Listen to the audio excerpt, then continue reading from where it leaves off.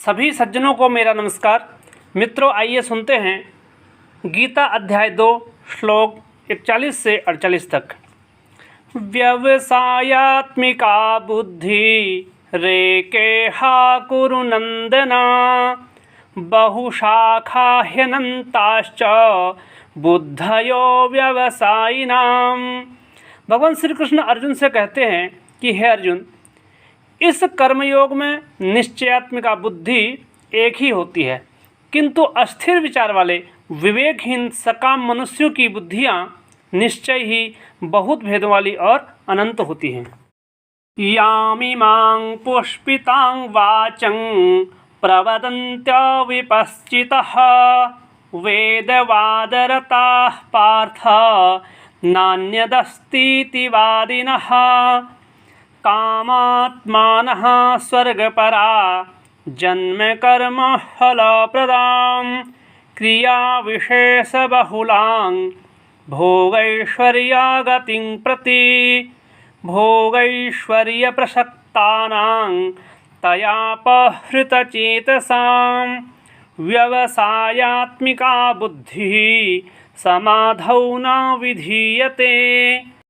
श्री कृष्ण कहते हैं कि हे प्रथानंदन, जो कामनाओं में तन्मय हो रहे हैं, स्वर्ग को ही श्रेष्ठ मानते हैं, वेदों में कहे हुए सकाम कर्मों में प्रीति रखने वाले हैं, भोगों के सिवाय और कुछ है ही नहीं ऐसा कहने वाले हैं, वे अविवेकी मनुष्य इस प्रकार की जिस पुष्पित दिखाऊ शोभायुक्त वाणी को कहा करते हैं, जो कि जन्म रूपी कर्मफल को देने वाली है तथा भोग और ऐश्वर्य की प्राप्ति के लिए बहुत सी क्रियाओं का वर्णन करने वाली है, उस पुष्पित वाणी से जिसका अंतःकरण हर लिया गया है, अर्थात भोगों की तरफ खिंच गया है, और जो भोग तथा ऐश्वर्य में अत्यंत आसक्त हैं, उन मनुष्यों की परमात्मा में एक निश्चय वाली बुद्धि नहीं होती है।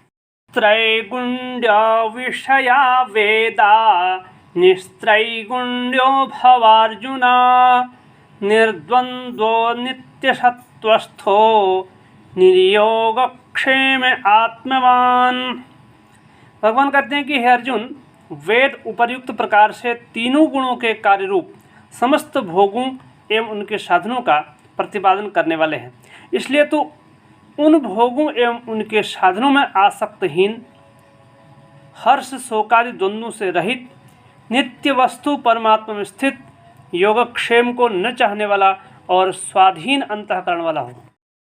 यावानर्थ उदपाने सर्वतः संप्लुतोदके तावान् सर्वेषु वेदेषु ब्राह्मणस्य विजानतः।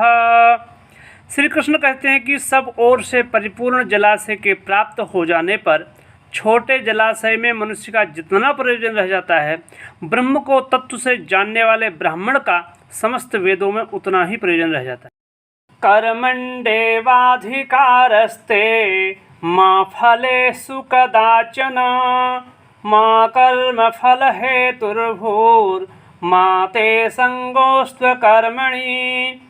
कृष्ण अर्जुन से कहते हैं कि तेरा कर्म करने में ही अधिकार है, उसके फलों में कभी नहीं, इसलिए तू कर्मों के फल का हेतु मत हो तथा तेरी कर्म न करने में भी आसक्ति न हो। योगस्थः कुरु कर्माणि संगम त्यक्त्वा धनंजय सिद्ध्य सिद्ध्योः समो भूत्वा समत्वं योग उच्यते। भगवान श्री कृष्ण अर्जुन से कहते हैं कि हे धनंजय, तू आसक्ति को त्याग कर तथा सिद्धि और असिद्धि में समान बुद्धि वाला होकर योग में स्थित हुआ कर्तव्य कर्मों को कर। समत्वम ही योग कहलाता है। यहाँ समत्वम का अर्थ है जो कुछ भी कर्म किया जाए उसके पूर्ण होने और न होने में तथा उसके फल में समभाव रहने का नाम समत्व है। तो सज्जनों, आज के लिए बस इतना ही। शेष श्लोकों की चर्चा हम अगले वीडियो में करेंगे। जिन सज्जनों ने अभी तक हमारे YouTube चैनल को सब्सक्राइब नहीं किया है, कृपया वे सब्सक्राइब अवश्य कर लें। धन्यवाद।